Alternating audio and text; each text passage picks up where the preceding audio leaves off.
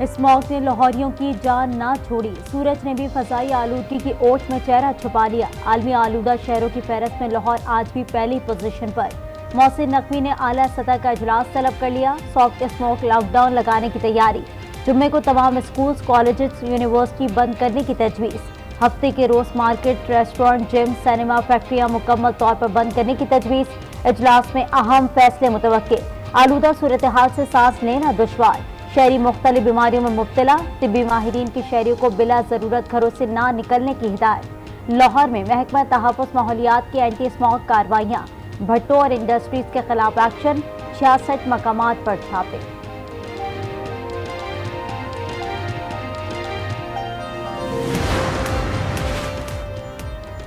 Pakistan stock exchange में तेजी। 100 index में 670 पॉइंट्स का इजाफा। 100 इंडेक्स 58,800 की बुलंद सतह पर पहुंच गया।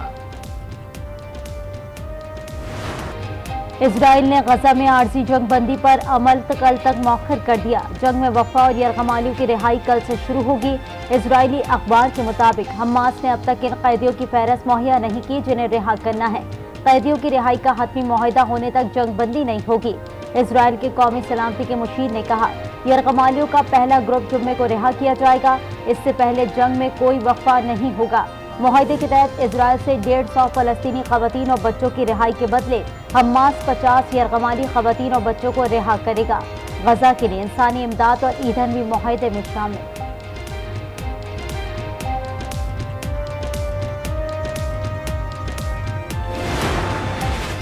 गजा में खतरनाक अस्करी कार्रवाइयां की जारी हैं। इंसानी हमदर्दी के तहत जंग बंदी की जाए। आलमी बरादरी इजराइल के गैर कानूनी इकदाम को मौसर अंदाज से रुकवाने में किरदार अदा करे।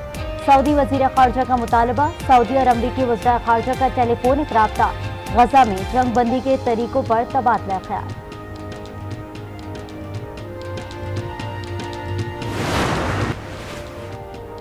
पाकिस्तान आज़ाद फ़लस्तीनी रियासत के मौके पर कायम है। गजा बच्चों के लिए सबसे मुश्किल जगह बन गई है।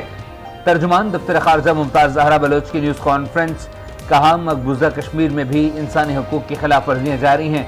निगरान वज़ीर आज़म दिसंबर में दुबई में आलमी कॉन्फ्रेंस में शिरकत करेंगे।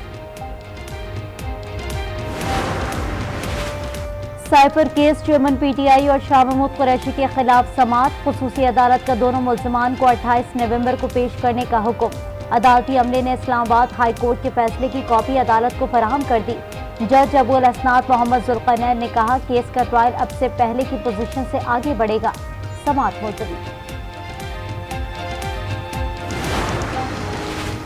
तहरीक इंसाफ को आम इंतखाबात में बल्ले का निशान मिलेगा या नहीं, फैसला कुछ देर बाद सुनाया जाएगा।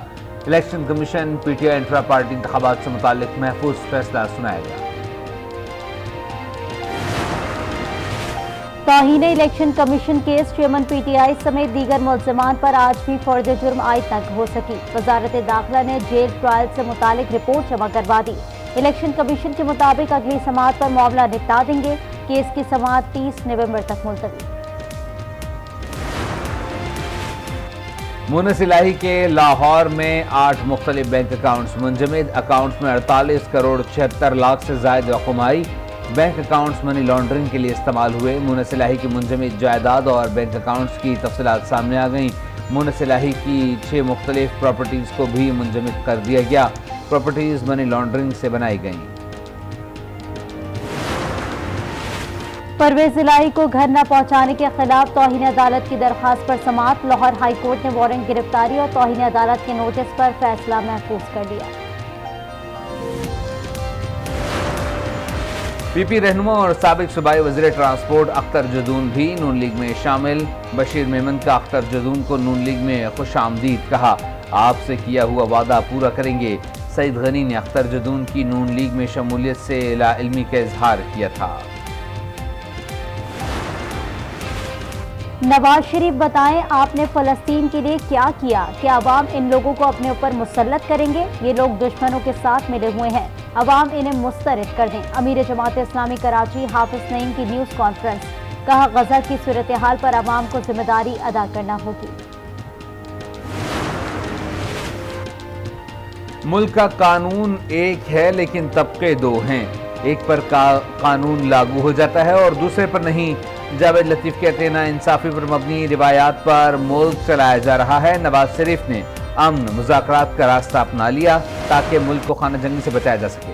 FBI ने बैंकों के गैर मामूली मुनाफे पर 40% की शरह से टैक्स आयद कर दिया। बैंकों के गैर मामूली मुनाफे पर टैक्स IMF के मुतालबे पर आयद किया गया।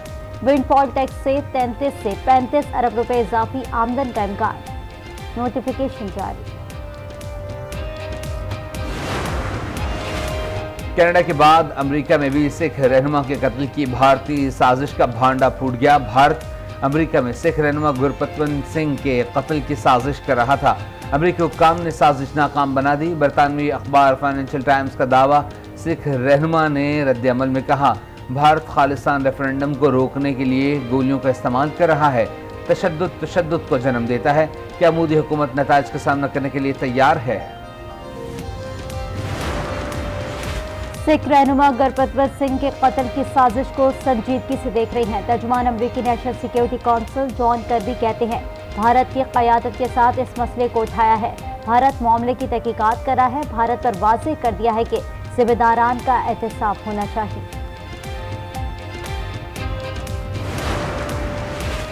लाहौर में कम उम्र और बगैर लाइसेंस ड्राइवर्स के खिलाफ क्रैकडाउन। कम उम्र ड्राइविंग पर मुकदमात की तादाद 3689 हो गई।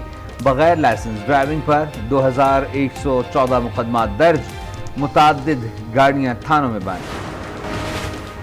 दाता दरबार पर 24 घंटे लंगर का आगाज। अकीदतमंदों की सहूलत के लिए लंगर खाना 24 घंटे खुला रहेगा।